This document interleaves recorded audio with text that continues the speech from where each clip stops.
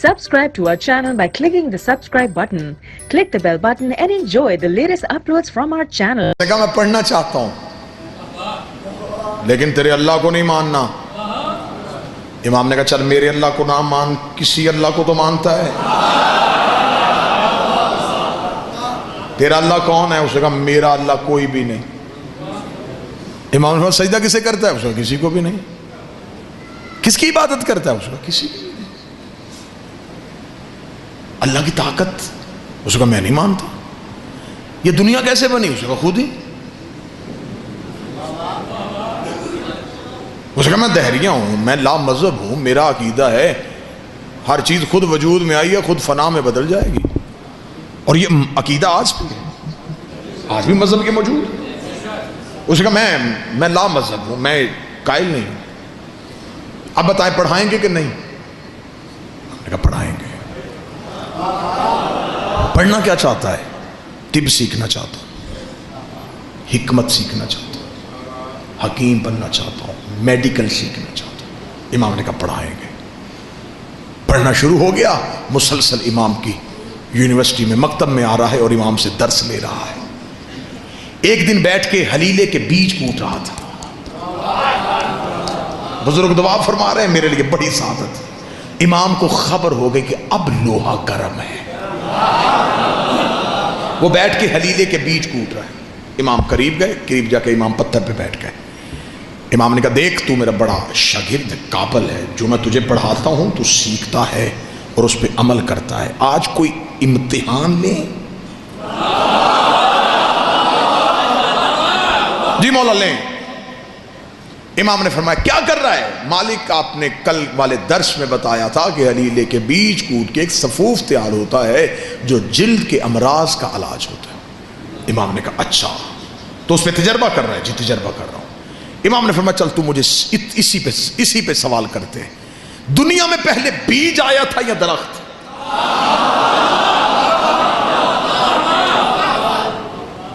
सोचने के बाद इमाम का चेहरा देखा, बीज आया था। इमाम ने कहा किस दरख्त से गिरा था? बैठे चले गए। उसने कहा फिर दरख्त आया होगा। इमाम ने कहा किस बीज से उगा था? परेशान हो गया, परेशान हो गया। लगा मौला कुछ चंद दिन हुए हैं आपके मकतब में आए हुए, जितना कुछ मैंने सीखा है उससे तो उस्ताद मोहतरम मैं इसी नतीजे में पहुंचा हूं कि जमीन के अंदर चंद मादे रहते हैं जो नजर नहीं आते और कुछ मखसूस वक्त में वो मादे एक जगह पे इकट्ठे होके एक बीज की सूरत इख्तियार कर लेते हैं। इमाम ने दहरिये के कांधे पे कहा अब बता उन मादों को इकट्ठा करने वाला कौन है?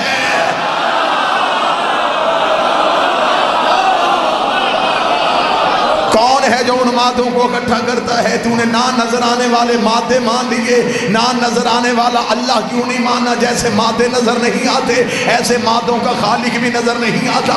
जैसे वो भी छुपे हुए राज है ऐसे वो भी छुपा हुआ राज है। इतना कहना था, उसने कदमों पे हाथ रखेगा कुर्बान जाऊं तेरे।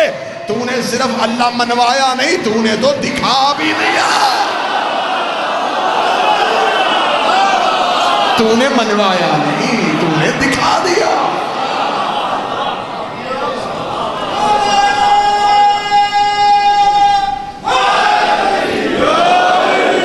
आज के दौर में भी, आज हमारा बच्चा 3.5-4 साल का हो जाए तो हम उसे तालीम के लिए भेजते हैं। प्ले ग्रुप में बिठाओ, इसे केजी में बिठाओ, नर्सरी प्रेप, ताकि ये सीखे। तो जब वो बच्चा पहले दिन जाता है तो उसे किसी लफ्ज की तमीज नहीं होती, तो उसे टीचर जो हैं वो कलर्स नेम याद करवाते हैं। ऐसा है या नहीं है? ना भी बच्चा स्कूल जाए तो बच्चा घर में भी हो ना, थोड़ा बच्चे की शऊर की आंख खुले तो बच्चा रंगों की तरफ मतवज्जे होता है। फीके हुए रंग, जैसे जैसे वो कलर देखता जाएगा बच्चा लपकेगा। रंगों के साथ पढ़ाने का तरीका सबसे पहले मेरे इस मौला ने मुतारफ करवाया।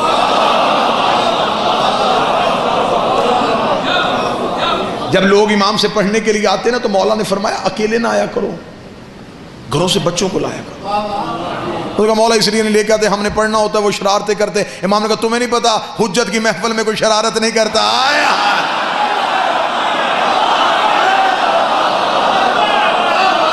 लाया करो, बच्चे लेके आया करो साथ। अगले दिन वो बच्चे साथ लेके आए। امام نے جب ایک درس پڑھا دیا تو امام بچوں کے ساتھ زمین پہ بیٹھ گئے، اور اس دن تاریخ کہتی ہے کہ امام مختلف رنگوں کے پھل لے کے آئے تھے. امام نے بچوں کو وہ مختلف پھل دکھانے شروع کیے. لوگوں نے امام سے کہا مولا یہ کیا کر رہے ہیں؟ امام نے فرمایا تم نہیں جانتے، بچہ سب سے پہلے رنگوں سے سیکھتا ہے. یہ بچوں کی تعلیم کا طریقہ بھی امام نے متعارف کروایا. آج بھی دنیا کی ٹاپ 3 یونیورسٹیز کے پروفیسرز نے مل کے بیٹھ کے متفق علیہ یہ فیصلہ کیا ہے کہ دنیا میں ایک شخصیت ہے جس نے ہر علم پہ بات کی ہے، جو شیعوں کا چھٹا امام ہے. اور دنیا کی یہ مذہب کی سچائیاں ہیں. یہ میں اپنی قوم کے نوجوانوں کے معلومات کے لیے اس پہ ریسرچ کیجئے گا. دنیا کے 36 مشہور پروفیسرز نے، جس میں کوئی بھی چھوٹی یونیورسٹی نہیں، بڑی یونیورسٹیز، ان کے ٹاپ کے پروفیسرز نے مل کے بیٹھ کے متفق علیہ ایک سیمینار میں فیصلہ کیا ایک شخصیت ہے جس نے ہر علم پہ بات کی ہے، اور وہ شیعوں کا امام ہے. پھر انہوں نے فزکس والے نے امام کا فزکس پہ دیا ہوا مقالہ، کیمسٹری والے نے کہا کہ امام نے کیمیا پہ کیا کیا کہا، میتھ والے نے میتھ کا بتایا، سائنس والے نے سائنس کا بتایا. انہوں نے وہ سارے جب اکٹھے کیے تو پھر انہیں ایک کتاب کی صورت دی. اس کتاب کا نام جو انہوں نے رکھا وہ نام ہی آپ کے چہروں پہ تازگی لے آئے گا. جرمنی، فرانس، پیرس، یہاں سے بیک وقت میں یہ کتاب شائع ہوئی اور اس کا نام رکھا گیا super brain in the world, دنیا کا سب سے بڑا دماغ. یہی کتاب وہاں سے ایران میں گئی تو فارسی میں چھپی، اس کا نام رکھا گیا مغز جہان شیعت. شیعت کی دنیا کا سب سے بڑا دماغ. یہ کتاب انڈیا پہنچی تو لکھنؤ میں چھپی، اس کا نام رکھا گیا امام جعفر صادق کے سائنسی انکشافات. یہ کتاب آپ کے پاکستان کے لاہور کے اردو بازار میں آ کے شائع ہوئی تو اس کا نام ہے سپر مین ان اسلام. نوجوان ضرور اس کتاب کا مطالعہ کریں، یہ آپ ڈاؤن لوڈ بھی کر سکتے ہیں، آپ کو PDF کی اس کی فائل بھی مل سکتی ہے. اس میں دنیا کی 36 یونیورسٹیز کے پروفیسر نے اپنے مولا ہمارے امام کو خراج پیش کیا ہوا ہے. امام کی جو پہلی کلاس امام سے فارغ التحصیل، بور تو نہیں ہو رہے آپ مولوی سے؟ متوجہ نہیں. امام کی جو پہلی کلاس فارغ ہوئی اس میں کتنے شاگرد گئے؟ 40,000. ایک روایت 30,000 کی، ایک 40، ایک نے 70,000 لکھا. یہ پہلی کھیپ تھی جو امام نے پڑھا کے فارغ کی جلدی جلدی. اور جب یہ پڑھ کے نکلے تو امام نے فرمایا اب گھروں میں نہ جانا، یہ نہ ہوگا سیکھ کے اب گھروں میں جا کے بیٹھ جاؤ. مولا حکم، فرمایا پھیل جاؤ، دنیا کے کونے منتخب کر لو، دور دور چلے جاؤ، پھیل جاؤ دنیا میں. اب علم ان کے سینوں میں تھا، کوئی تلاشی لیتا بھی تو پتہ نہ چلتا.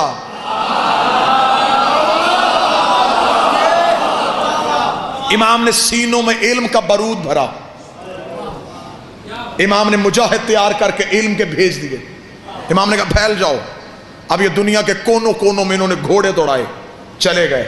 یہ شہروں کو جا کے آباد کرنا شروع کیا، لوگوں کو اکٹھا کرتے، آؤ تمہیں بتائیں، نیا علم سکھائیں. جب یہ بتاتے تو وہ لوگ حیران ہو کے دیکھتے، اتنا کچھ تم کہاں سے سن کے آئے ہو؟ وہ کہتے کالا صادق، ایک سچے نے کہا ہے. آیا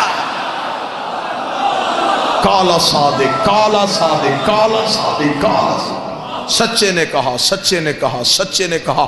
70,000 شاگردوں نے جو دنیا کے کونے کونے میں جا کے کہا کہ ایک سچے نے کہا، تو دنیا کے کونے کونے میں پتا چل گیا کہ سچا ایک ہی ہے. آیا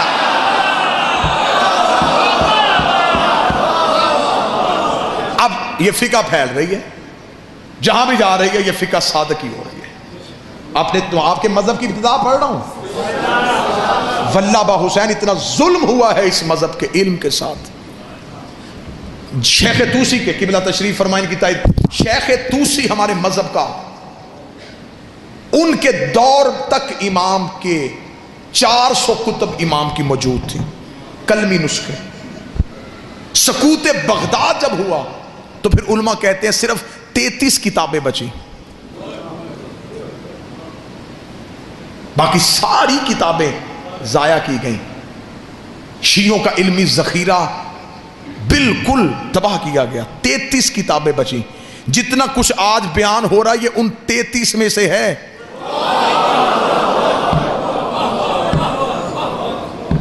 چار 400 آ جاتی تو کیا ہوتا؟ اور بہت سے علماء نے یہ لکھا ہے کہ وہ کتابیں محفوظ ہیں ہمارے وقت کے امام کے پاس، جب وہ ظاہر ہوں گے تو وہ امام کے کلمی نسخے ان کے پاس اسی صورت میں موجود ہیں۔ فقہ کس دور میں پھیل رہی ہے؟ جس دور میں آپ یہ نہ سمجھیں کہ شیعت آپ تک پھولوں کی سیج پہ چل کے آئی ہے۔ ایک لمحے کے لیے اگر آپ تاریخ سے شیعت کی تاریخ اٹھا کے دیکھ لینا کہ ہم تک یہ فقہ پہنچی کیسے ہے۔ آج آپ کو یہاں مجلس 2 گھنٹے کے فضائل، 6 گھنٹے کے فضائل، وہاں مجلس، وہاں فضائل، وہاں مجلس، وہاں فضائل۔ میں ممبر کے تقدس کی قسم کھا کے کہتا ہوں، ایک معصوم کی حدیث سننے کے لیے لوگ 900 میل سفر کرتے تھے۔ پتہ چلتا تھا کہ 900 میل کے فاصلے میں ایک ایسا محدث رہتا ہے جس کے پاس معصوم امام کی ایک حدیث ہے۔ لوگ سفر کر کے اس کا پتہ ڈھونڈتے، اس کے پاس جا کے کہتے کہ ہم تجھے جو چاہتا ہے وہ دیں گے، ہمیں وہ مولا کی حدیث سنا دے جو تیرے پاس ہے۔ میرے 5ویں بادشاہ سے ایک بندے نے پوچھا، مولا جب ہم شیعہ آپس میں ایک دوسرے کو ملا کریں تو مولا کیا تحفے دیا کریں جو آپ کی سنت ہو؟ اچھا لباس دیں، بہتر سواری دیں یا اچھی خوشبو دیں؟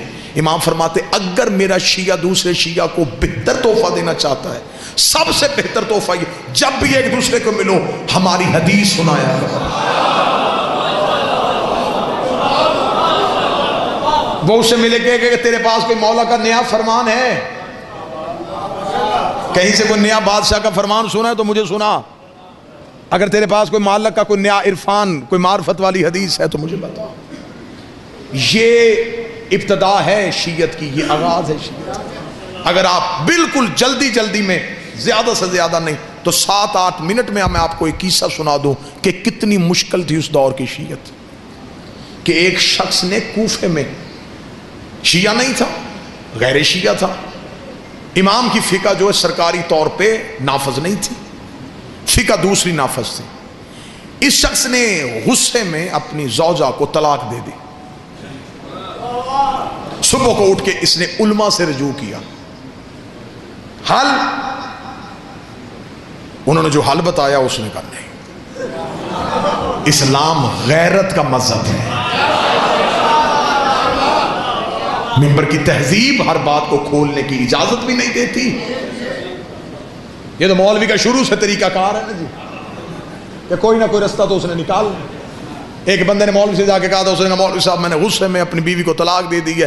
اس نے کہا جی یہ حل ہے، اس نے کہا یہ نہیں مولوی صاحب اس کے علاوہ کوئی حل؟ اس نے کہا میں کیسے حل نکالوں؟ اس نے کہا اچھا مولوی صاحب حل کوئی نہیں، میری قسمت یہ 10,000 روپیہ مدرسے کے لیے چندہ لے کے آیا تھا، اگر کوئی حل نکل آتا تو شاید چندہ بھی دے دیتا۔ اس نے کہا اچھا مجھے بتا طلاق کہا تھا یا طلاق کہا تھا؟ اس نے کہا جی میں نے طلاق کہا تھا۔ اس نے کہا تے سے نہیں ہوتی،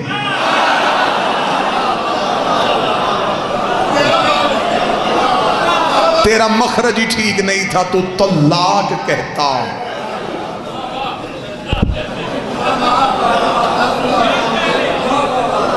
پھر ہو جائے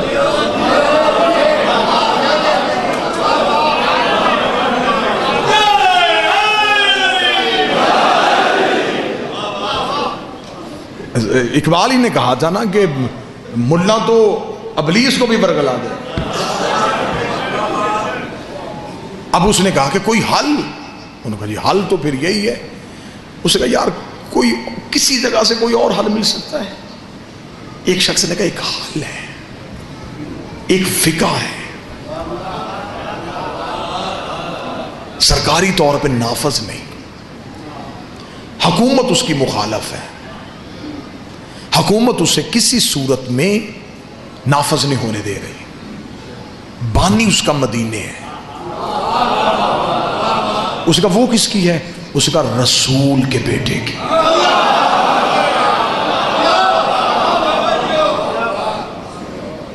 اب اس دور میں نہ پریس نہ میڈیا، اس نے کہا کوئی رسول کا بیٹا موجود ہے وہاں پہ؟ وہاں ہے. اس نے فوراً وہاں سے نکلا اور مدینہ وہاں پہنچا تو وہاں مدینے بازار میں ایک کوفے کے رہنے والے دکاندار سے ملاقات ہو گئی جو تجارت کے لیے مدینے تھا. اسے جا کے ویسے ہی حال احوال پوچھنے کے بعد بے نیازی میں کہنے لگا یار امام جعفر صادق. اس نے اتنا کہا یا دکاندار نے دوڑ کے آ کے منہ پہ ہاتھ رکھا، منہ پہ ہاتھ رکھ کے شہر سے باہر لے گیا. شہر کے باہر تنہائی میں جا کے کھڑا کر کے کہنے لگا دوبارہ یہ نام نہیں لینا. کیوں؟ اس نے کہا تو نہیں جانتا انہیں گھر میں پابند کر کے رکھا ہوا ہے، گلی میں فوجی ہے، مخبروں نے اس گلی میں کرائے پہ گھر لیے ہوئے ہیں کہ کون امام سے ملنے آتا ہے. حاکم کی طرف سے اتنی سختی ہے کہ جو نام لیتا ہے اگلے دن شہر میں اس کی لاش ملتی ہے. تو کوفے کا تھا اس لیے میں تجھے سمجھانے شہر سے آ گیا. واپس چلا جا، اب مدینے شہر کا رخ نہ کرنا. یہ کہہ کے وہ مدینے کی طرف چلا یا وہ شخص پیچھے چلا. اس نے کہا اب کہاں آ رہا ہے؟ اس نے کہا اب ملوں گا، اب یقین ہوگا یہ سچا ہے.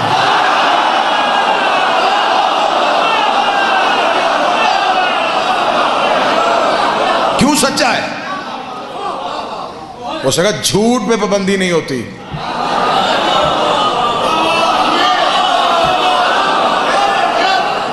پابندی لگے یا کوئی لگوائے،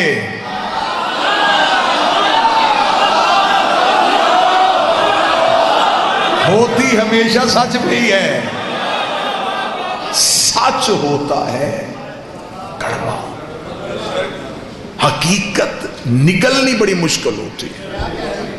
اس کا وہ سچا ہے، اب اس سے میں نے ملنا ہے. اس کا پھر ٹھیک ہے قتل کے لیے تیار ہو جا. اس کا مر تو میں پہلے ہی گیا ہوں، اب میں ملوں ہی ملوں. وہ گیا، جا کے اس نے جب پتہ کرتا کرتا کرتا پہنچا تو حالت کیا ہے؟ گلی میں فوجی، چھتوں پہ سپاہی، تلواریں، مخبروں کی آنکھیں دروازوں سے. اتنا وحشت ناک ماحول. واپس پلٹ آیا. دوسرے دن پھر وقت تبدیل کر کے گیا، حالات ہوئے. تیسرے دن رات کے وقت گیا. جس سے کہا نہیں ملاقات نہیں ہو سکتی، اتنا سخت پہرا، اتنی سختی. تیسرے دن مدینے کے باہر بیٹھا سوچ رہا تھا واپس جاؤں نہیں ملاقات ہوگی. یا ایک لمحے کے لیے ذہن میں خیال آیا، آنکھیں بند کی، بند کر کے اب لب نہیں ہل رہے، اب یہاں سے بولنا شروع ہوا. تجھے تو پتا ہے کہ میں ملنے آیا،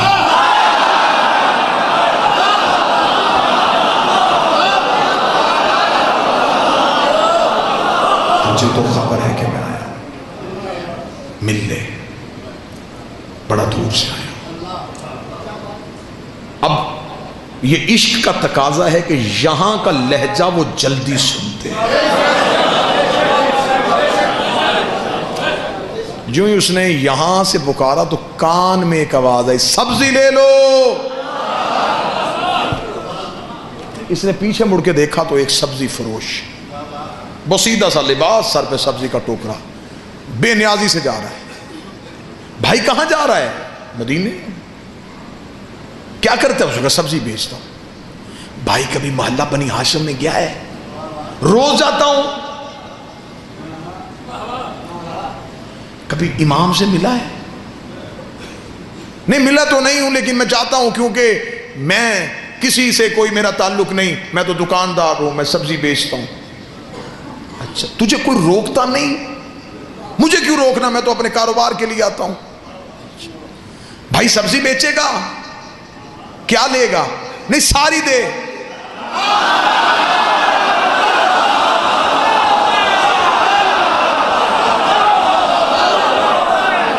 اب یہ مجلس کا جو اتنا پورشن ہے اس کا تعلق ہے تمہاری روح کے ساتھ. یوں تمہارے بدنوں سے روحیں پرواز کریں گی اور تمہیں یوں مدینے میں دہلیز بادشاہ کا سجدہ نصیب ہو. اچھا ساری سبزی بیچ، بھائی لباس بدل لے، یہ میرا نیا لباس ہے، قیمتی ہے، یہ لے لے، یہ بسیدہ لباس دے دے۔ لباس تبدیل ہوا، سبزی کا ٹوکرا سر پہ لیا، مدینے کی طرف۔ سیالکوٹ میں جملہ ضائع ہو گیا تو پھر آج کے بعد اس موضوع پہ یہ جملہ میں ممبر پہ پڑھوں گا ہی نہیں۔ کتنا اچھا تھا، سبزی فروش بن گیا، ضمیر فروش نہیں بنا۔ واہ یا حسین، یہ ہے قدر، اسے کہتے ہیں قدر۔ سبزی فروش بن گیا، عقیدہ فروش نہیں بنا۔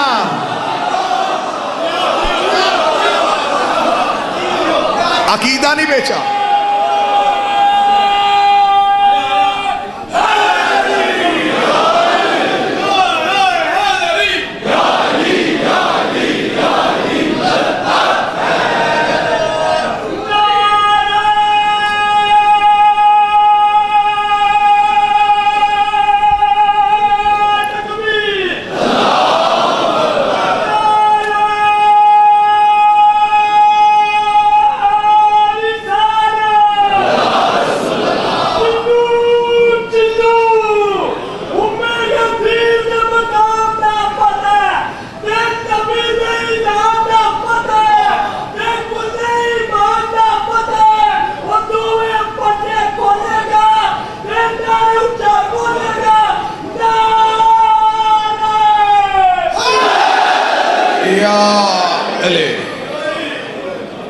سبزی فروش بن کے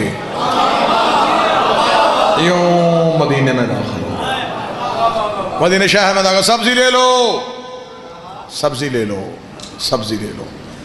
گزرتا گزرتا محلہ بنی ہاشم تک پہنچا، پہلی چیک پوسٹ پہ سپاہیوں نے روکا، اچھا اچھا اچھا سبزی فروش ہے، چل۔ اب محلے میں قدم آ گیا ہے، دل کی دھڑکن کانوں میں سن رہی ہے، اپنے ہی پاؤں اٹھانا مشکل ہو رہا ہے، جس کے لیے ترس رہا تھا وہ لمحہ آ گیا ہے۔ مخبروں کی آنکھیں بھی دیکھ رہا ہے، سپاہیوں کی تلواریں بھی نظر آ رہی ہیں، فوجیوں کے پہرے بھی ہیں، قدم بڑھتے چلے جا رہے ہیں۔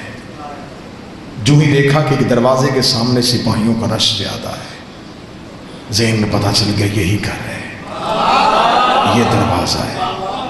اس دروازے کے سامنے پہنچا، سپاہیوں نے پھر روکا، تلاشی لی، گزرا۔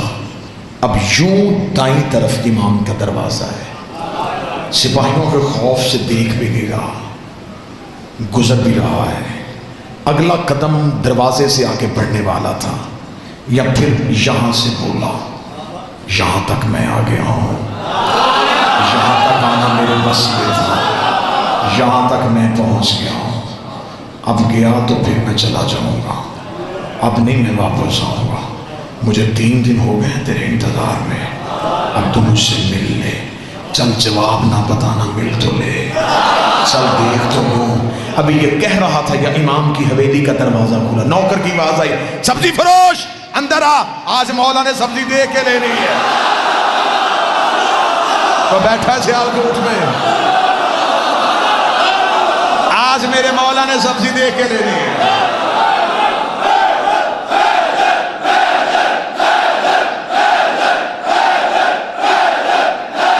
سارے بولو مل کے، حیدری کل بھی خراب سبزی دے گیا،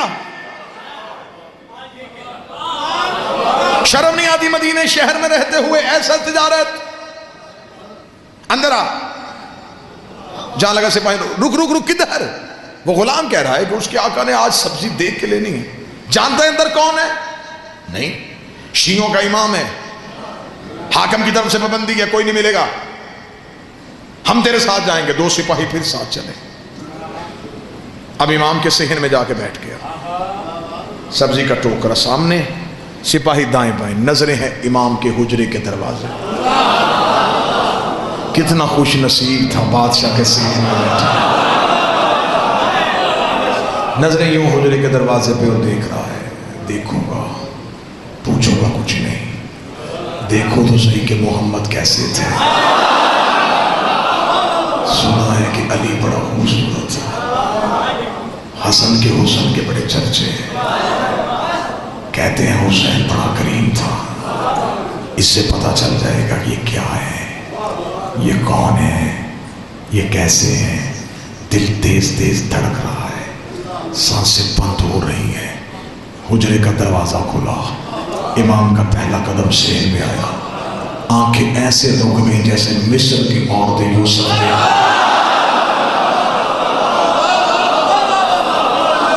انگلیاں نہیں کٹیں, دل ہی کٹ گیا, خود ہی کٹنا شروع ہو گیا. امام کے قدم چل رہے ہیں, سر پہ رسول والا امامہ, علی والی دستار, عصائے موسیٰ کو ہاتھ میں لیے ہوئے. حسین جیسا چہرہ, حسن جیسا ماتھا, سجاد جیسی آنکھیں. چلتے چلتے امام سبزی کی ٹوکری کے قریب بیٹھ گئے. امام نے یوں کپڑا ہٹایا. یہ صرف رخ امامت کو دیکھ رہا ہے. سوالی سوال کو بھول چکا تھا, یہ اپنے مقصد کو بھول چکا تھا. یہ صرف چہرہ امام کی زیارت کر رہا تھا. یہ خوشبو امامت کو اپنے اندر محسوس کر رہا تھا. یا تھوڑی دیر کے بعد سے اپنا چہرہ امام کے قریب کیا. ابھی بولنے کے لیے لب کھولنے لگا تھا, یا امام نے جھکی نظروں سے کہا تیری طلاق نہیں ہوئی.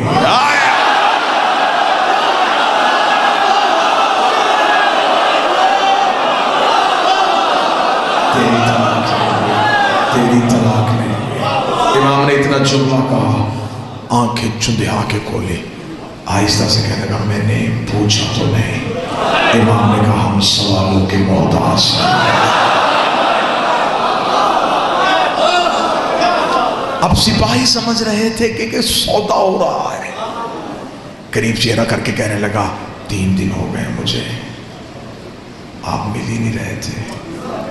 امام نے کہا تو ویسے پکار ہی نہیں رہا تھا. شیعت پھیل رہی ہے, شیعت کا ابتدا شروع. مولا آج واپس چلا جاؤں گا. آپ نے جواب دے دیا کہ نہیں ہوئی. شہر جاؤں گا, کوفے کا مفتی بڑا ظالم ہے, وہ مجھے کہے گا صرف نہیں سن کے آ گیا, دلیل تو لی کوئی نہیں. مولا کوئی دلیل دے تاکہ اس کا منہ تو بند کر سکو. کاش وقت ہوتا, امام آیتیں پڑھتے, امام حدیثیں پڑھتے. اب وقت نہیں ہے, اسے بھی بچانا ہے, گھر بھی بچانا ہے. امام نے کہا صاحب کہ کوفے کے مفتی کو صرف اتنا کہہ دینا تو انہیں طلاق دی تھی غصے میں. غصہ ہوتا ہے حرام, حرام حالت میں حلال کام نہیں ہو سکتا. واہ یا علی, واہ یا علی. اب کون لائے گا اس دلیل کا جواب؟ اتنا کہنا تھا بس, آخری جملہ اور منبر کا اتنا کہنا تھا. یوں اس نے, اور یہ محبت کا تقاضا ہے کہ جب محبت غالب آتی ہے تو سب سے پہلے خوف ختم ہو جاتا ہے.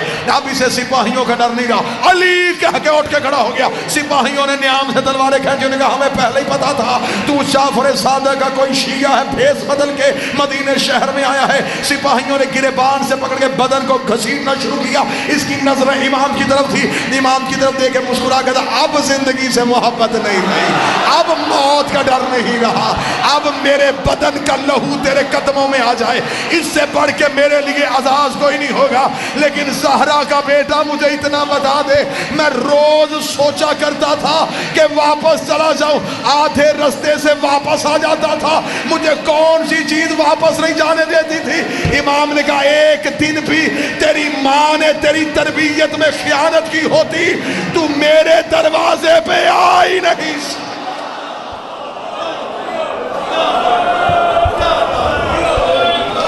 تو آ گیا امام کے گھر پہ اس لیے کہ تیری ماں اچھی تھی.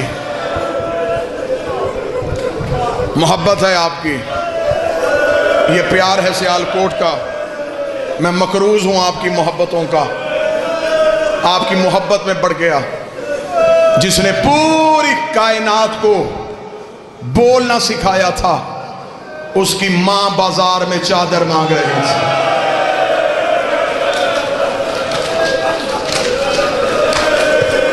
بیٹھے ہیں سارے جنازے کے انتظار میں. میں مسائب پڑھنے سے پہلے اپنے وقت کے بادشاہ سے معافی مانگوں گا. مولا مجھ نوکر کو معاف کرنا, میں تیرے جد کے فضائل پڑھنے میں اتنا مگن تھا، مولا جنازے میں دیر ہو گئی۔ آج کے جنازے میں دیر اس لیے بھی نہیں کرنی چاہیے تھی کہ اس جنازے کو کاندھا دینے کے لیے وہ آیا ہے جو 14 سال کا تھکا ہوا ہے، جس کی کڑیاں بھی نہیں کھلی تھی، جس کے زیور بھی نہیں اترے تھے۔ وہ آج جنازے کو کاندھا دے کے رو کے کہے گا میرا تو کسی نے نہیں اٹھایا اور میں اپنے بابے کا جنازہ اٹھا لے۔ جتنے ماتمی بیٹھے ہو، کوشش کروں گا شہادت کے 2-4 جملے پڑھ سکوں۔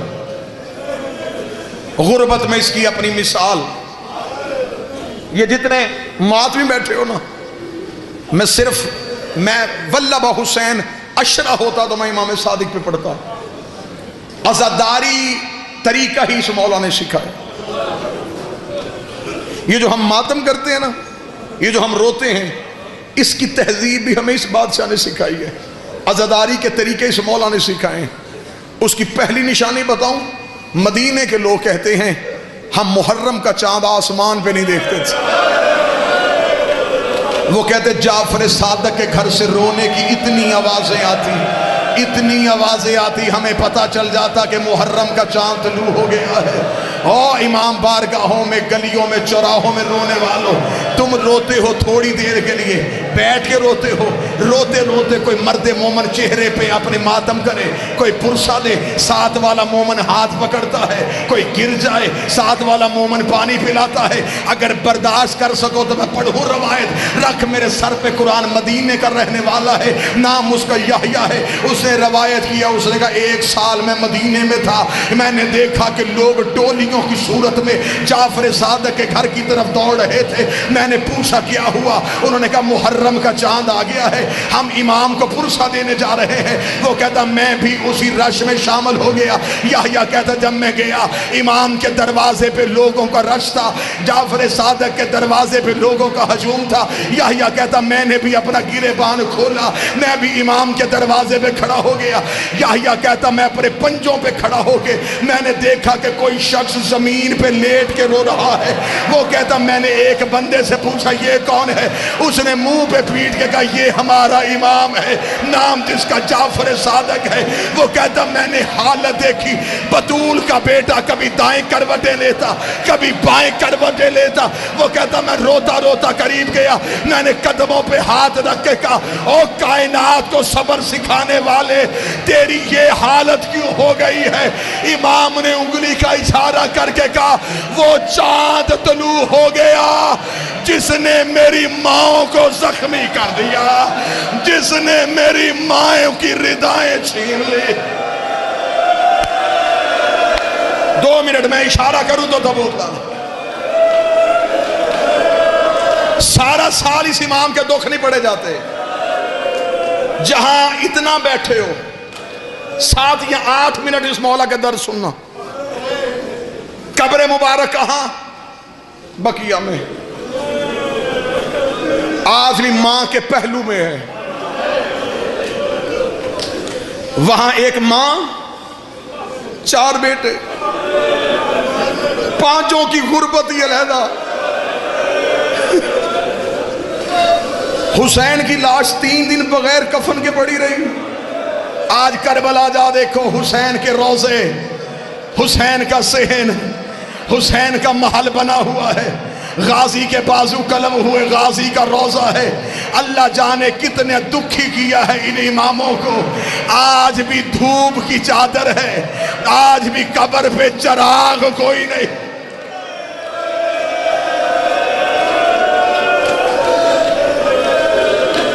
میں جتنی دیر بادشاہ کی مصیبت پڑھوں، ہائے ضرور کہنا۔ اور ایک محرم قریب آ رہا ہے، عزاداری کے حوالے سے اس مولا کا ایک فرمان سناؤں۔ اکثر میں نے لوگوں کو دیکھا ہے، محبت میں کوئی کمی نہیں، لیکن بعض احباب روتے روتے اپنا چہرہ چھپا لیتے۔ یہی میرے مولا مجلس پڑھ رہے تھے، سامنے بیٹھے کہ بندے نے چہرہ چھپا کے رونا شروع کیا۔ امام نے مجلس چھوڑی، امام نے مجمع سے جا کے اس کے چہرے سے رومال ہٹایا۔ امام نے کہا کیا تو میری دادی سے شرمندہ ہے؟ چہرہ چھپا کے کیوں رو رہا ہے؟ مولا کیسے رو؟ امام نے فرمایا ایسے رو جیسے بوڑھی ماں جوان بیٹے کی لاش پہ روتی ہے، تجھے خبر ہی نہیں کہ ہمارا نقصان کتنا۔ چیخے مار کے رونا اس مولا کی سنت ہے۔ شکل کے بگڑنے کا خوف کبھی نہ کرنا، مرتے ہوئے اس کی شکل نہیں بگڑتی جو حسین کے غم میں اونچی آواز میں روئے۔ دوسری تہذیب اس مولا کی، مولا جس جگہ پہ مجلس ہوتی تھی، مولا مجلس میں آتے، مولا بیٹھنے سے پہلے اس جگہ کو چومتے۔ مولا نے کہا اگر دنیا کو پتہ چل جائے حسین کے رونے والی جگہ کی منزلت کیا ہے، امام فرماتے لوگ اپنے گھروں میں جانا چھوڑ دیں۔ امام فرماتے یہاں فرشتے اپنے پر مس کرتے ہیں، اتنی متبرک ہے حسین کے رونے کی جگہ۔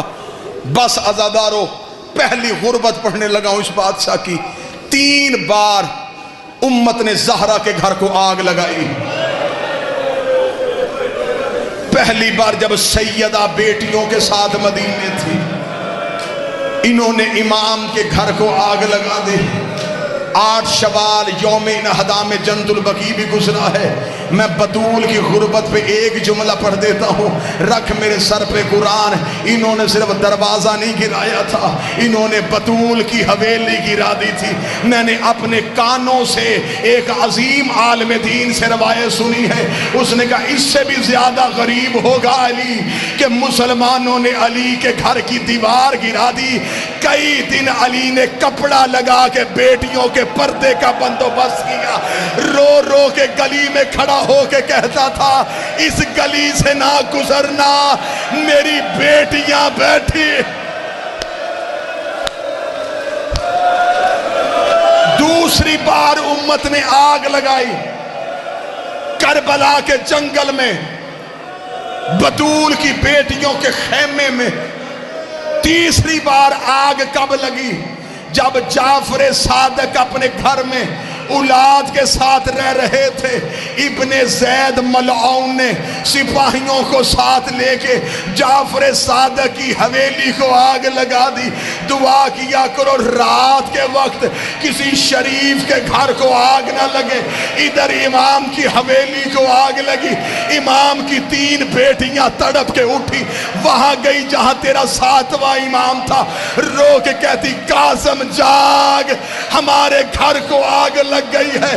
امام نے اپنے سر سے امامہ اتارا، امام نے کپڑے سے آگ کو بجھانا شروع کیا، امام کے امامے کو آگ لگی۔ موسیٰ کاظم کی چھوٹی بہن نے امام کے کرتے پہ ہاتھ ڈالا، رو کر دی کاظم تیرے امامے کو آگ لگ گئی ہے۔